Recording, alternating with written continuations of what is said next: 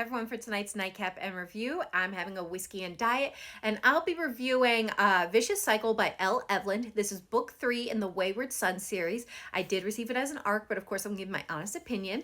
These are the tropes, and these are the content warnings.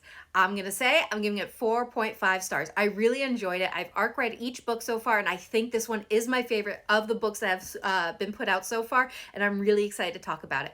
But before we get into my thoughts on this book, what's this book about?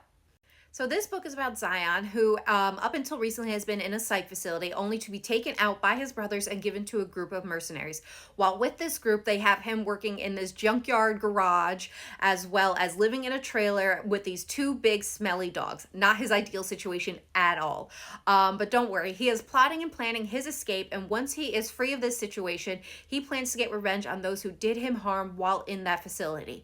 And once he's done with that, he plans for the first time in his life to be free and to enjoy that freedom. However, there is a certain chain-smoking, red-headed man by the name of Boone who's standing between him and freedom.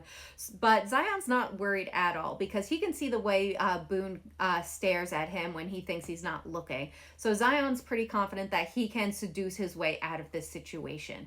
But the thing is, as much as Zion hates Boone and the situation he is in, he can't seem to get Boone off of his mind, which is saying something with all the noise and voices screaming at him from inside of his head.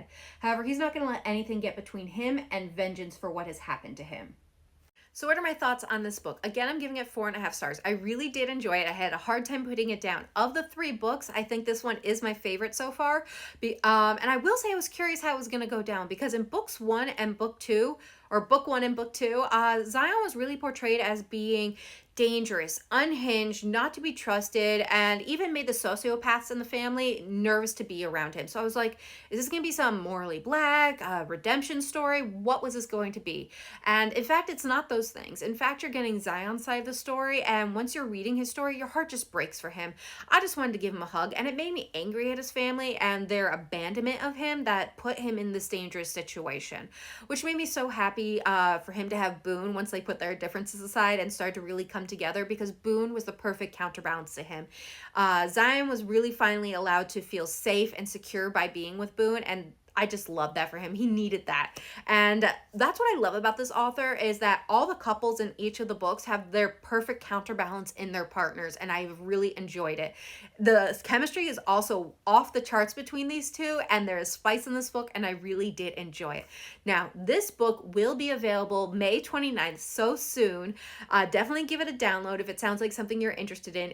I enjoyed it. I've enjoyed this series so far, and I'm really excited to see what comes next. I don't know how many books are, but it is focusing on each brother, and I know there's 3 brothers left, so I'm really curious. I hope everyone has a good night and happy readings. Definitely check out this series. You won't regret it. Good night.